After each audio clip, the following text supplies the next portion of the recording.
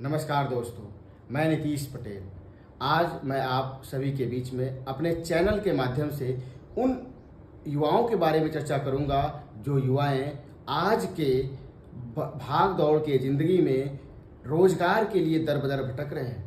क्या हमारे देश की सरकार और हमारे देश की आर्थिक प्रणालियां इन युवाओं के वास्तविक चुनौतियों का सामना करने में सक्षम हैं? जी हाँ, एक तरफ बढ़ती हुई आबादी तो दूसरी तरफ बढ़ती हुई बेरोजगारी संकट। क्या हमारी सरकार के पास इन समस्याओं से लड़ने का कोई विकल्प है या सरकार केवल खोखले दावे ही करती है? यदि बात की जाए भारतीय अर्थव्यवस्था की क्षमता के बारे में तो यह अर्थव्यवस्था इन चुनौतियों का सामना करने में सक्षम है या नहीं? जी हाँ दोस्तों, आइए बात करते हैं भारत के उस वास्तविक भविष्य निर्माताओं युवाओं के बारे में जो किसी देश की अर्थव्यवस्था के रीढ़ के हड्डी होते हैं। और यदि यही वर्ग बेरोजगारी और दयनीय स्थिति से दर बदर फिरता रहे तो फिर किसी देश में यह त्रासदी से कम नहीं।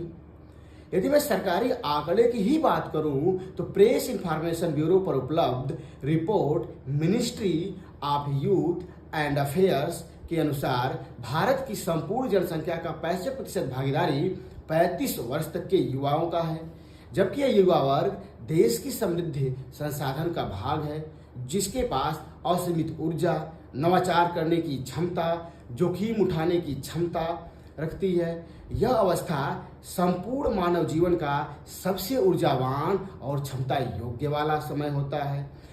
यदि मैं भारत की आबादी की बात करूं तो संयुक्त राष्ट्र संघ की रिपोर्ट वर्ष 2024 के अनुसार भारत 145 करोड़ आबादी के साथ दुनिया का सर्वाधिक जनसंख्या वाला देश है।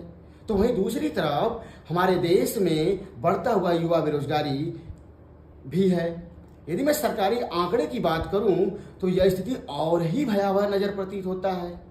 भारत सरकार की मंत्रालय ministry of statistics and programme implementation की बॉडी एनएसओ है, जो पीएलएफएस रिपोर्ट अर्थात पीरियोडिक लेबर फोर्स सर्वे जारी करता है।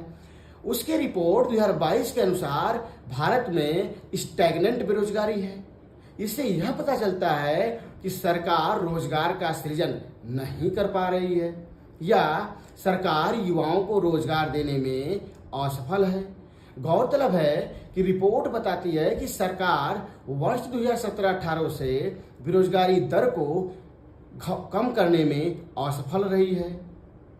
यदि मैं इसी रिपोर्ट की बात करूं तो देश के ग्रामीण क्षेत्र में 63.7% और शहरी क्षेत्र में 52% लोग काम करने में सक्षम हैं, लेकिन उनके हाथों में रोजगार नहीं है।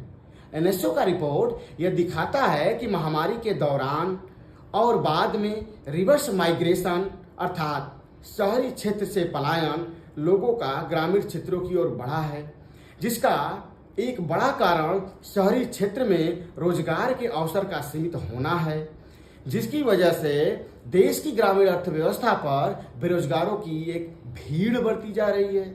और यह ग्रामीण क्षेत्र में प्रचंड बेरोजगारी जैसी समस्या कृषि क्षेत्र में ज्यादा देखने को मिलती है। अब लोगों का यह भ्रम टूट चुका है कि शहर गांव के बेरोजगार लोगों के हाथ में नौकरी दे सकता है। इन सभी भयावह स्थितियों के लिए सरकार द्वारा लिए गए कुछ निर्णय जिम्मेदार हैं, जिस पर सरकार दावा करती है कि यह निर्णय भारतीय अर्थव्यवस्था और लोगों के बीच आय की असमानता को कम किया है और जीवन स्तर में सुधार किया है। लेकिन सरकारी रिपोर्ट बताती हैं कि सरकार द्वारा लिया गया वर्ष 2016 में डीमोनेटाइजेशन अर्थात विमुद्रीकरण का निर्णय और वर्ष 2017 में जीएसटी अर्थात वस्तु एवं सेवा कर के खाद क्रियान्वयन की वजह से छोटे एवं मध्यम इंडस्ट्री बुरी तरह बर्बाद होने लगे। तो वहीं दूसरी तरफ ब्याज की दरों में वृद्धि से लोन की कीमतें बढ़ने लगी, जिस वजह से कंपनियां अपने उत्पादन को कम करने पर मजबूर हो गईं। यही कारण है कि लोगों को नौकरी से हटाया जाने लगा और दूसरी ओर देश में वस्तुओं की मांग में कमी के कारण देश की फैक्ट्रियां बंद होने लगी, जिससे देश में गरीबी और आर्थिक असमानता की खाई बढ़ती ही गई। जबकि सरकार बड़े बड़े दावे कर रही है कि इस निर्णय के कारण देश में काले धन की समाप्ति, भ्रष्टाचार पर नकेल, नकली नोटों के निर्गमन पर अंकुश, राष्ट्र की अर्थव्यवस्था को मजबूती मिलेगा। जबकि इन सबका परिणाम ठीक उल्टा ही हुआ। देश के छोटे उद्यमी बर्बाद हो गए, युवा बेरोजगार हो गए। द हिंदू में प्रकाशित लेख अंतर्राष्ट्रीय श्रम संगठन और मानव विकास संस्थान के हालिया रिपोर्ट के अनुसार भारत में प्रत्येक 3 युवा ग्रेजुएट में 2 युवा ग्रेजुएट बेरोजगार है। और इससे बड़ा भयावह हमारे देश की क्या स्थिति हो सकती है। जॉर्ज बर्नार्ड शॉ का एक कथन हमेशा याद रखिएगा कि जुबान के पीछे मत भागना, क्योंकि दुनिया में कोई ऐसा शख्सियत नहीं मिलेगा जो आपको एक ऐसी कहानी सुनाए जिसमें वो खुद गद्दार हो।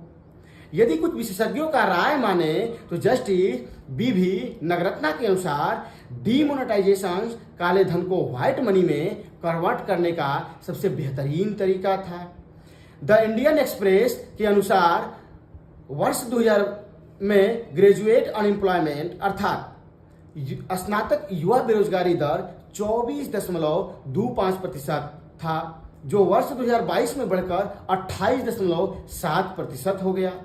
यह आंकड़ा सरकार के उस दावे का पोल खोलता है जहां सरकार कहती है कि हम युवाओं के लिए रोजगार का अवसर पैदा कर रहे हैं। इन विकराल होती संकटों से निपटने के लिए केवल सरकार आकर्षक भरे नारों, चुनावी भाषण, बड़े बड़े लालीपाप वादों नहीं कर सकती। इसके लिए दृढ़ इच्छा शक्ति और दूरगामी निर्णय लेने की आवश्यकता है। लेकिन बड़ा ताज्जुब की बात है कि आज के समय में स्कूल, कॉलेज और विश्वविद्यालय जैसी संस्थानों को बर्बाद किया जा रहा है।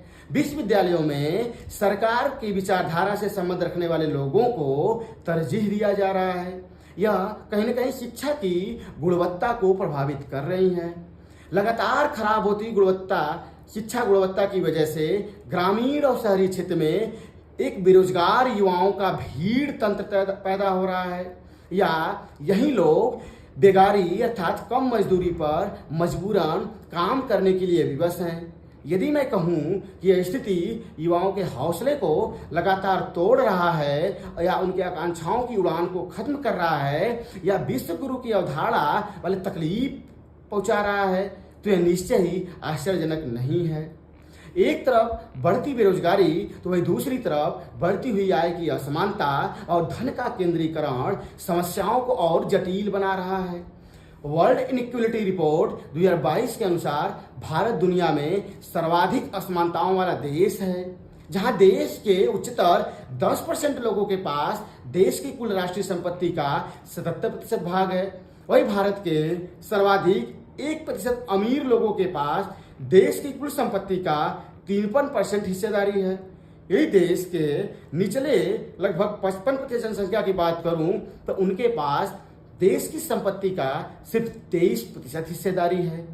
बढ़ती हुई असमानताएं लोगों के जीवन स्तर में रहन सहन, खान पान, वेशभूषा सभी पर प्रभाव डाल रहा है, जिसका अर्थ हुआ अमीर और अमीर होता जा रहा, गरीब और गरीब होता जा रहा है। जबकि एक हास्यास्पद परिणाम यह है कि देश की कुल राजस्व कलेक्शन अर्थात जीएसटी में 64% वसूली निचले पायदान में रहने वाली 55 से 60% जनसंख्या की भागीदारी है। वही भारत के टॉप 10% लोग जीएसटी का केवल 4% ही अंशधारी करते हैं। इसका मतलब है देश का अधिकांश रेवेन्यू गरीब तबका से आता है, जो अप्रत्यक्ष कर है। इसी रिपोर्ट के अनुसार बढ़ती हुई महंगाई और महंगी होती स्वास्थ्य सुविधाओं की वजह से देश में 630 लाख लोग गरीब रेखा से नीचे धकेल दिए गए एक कुपोषित जनसंख्या तैयार हो रही है। सबसे दिलचस्प वाकया है कि the state of food security and nutrition in the world 2023 report के अनुसार भारत 74% जनसंख्या मानवीय जीवन के नीचे आहार ले रही है, अर्थात अपने नरिशमेंट के लिए पर्याप्त भोजन नहीं जुटा पाती।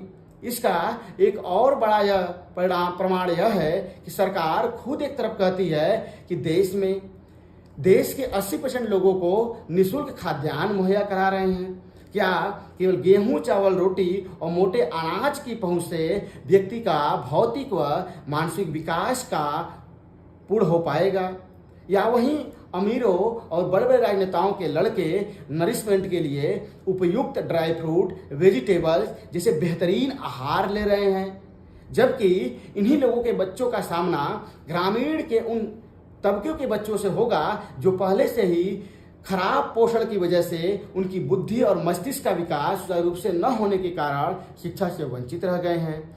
और दूसरी तरह यदि शिक्षा ले भी लिया तो उनके पास आज की भाग दौड़ और आज की वर्तमान रोजगार के युग के अनुरूप कौशल नहीं है। यदि हमारे देश में अधिकांश पढ़ाई रीजनल लैंग्वेज या क्षेत्रीय भाषा या हिंदी में होता है, जबकि देश की अधिकांश बड़ी बड़ी नौकरियां लेने वाली बड़ी संस्थाएं और उनके पेपर अंग्रेजी में होते हैं, जिस वजह से ग्रामीण क्षेत्र के बच्चे उनसे प्रतिस्पर्धा में पिछड़ जाते हैं। अमीरों और राजनेताओं के लड़के यूनिवर्सिटी में अंग्रेजी में पढ़ने के कारण लाभ की स्थिति में होते हैं। क्या भारतीय भाषाओं की रक्षा का दायित्व इस देश के 80% गरीब तबकों के ऊपर है, जो 2 वक्त की रोटी के लिए मोहताज हैं, या सरकार के ऊपर निर्भर है? यह वाक्य और हमारे देश की सभी संस्थानों को बर्बाद कर रही है, और एक बर्बाद होता हुआ व्यवस्था कभी भी प्रगतिशील और चिंतनशील मानव के विकास करने में असमर्थ होती है। बढ़ती हुई आबादी के साथ बढ़ते हुए बेरोजगारी पर आप अपना सुझाव हमारे कमेंट बॉक्स में अवश्य दें। यदि आपको हमारा वीडियो पसंद आए तो आप ज़्यादा से ज़्यादा शेयर, लाइक और सब्सक्राइब करें।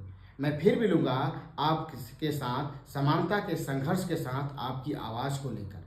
मैं अपने शुभचिंतकों के स्वस्थ होने का कामना करता हूँ। अपना प्यार हमेशा ऐसा ही हमारे पर बनाए रखें। तब तक के लिए शुक्रिया।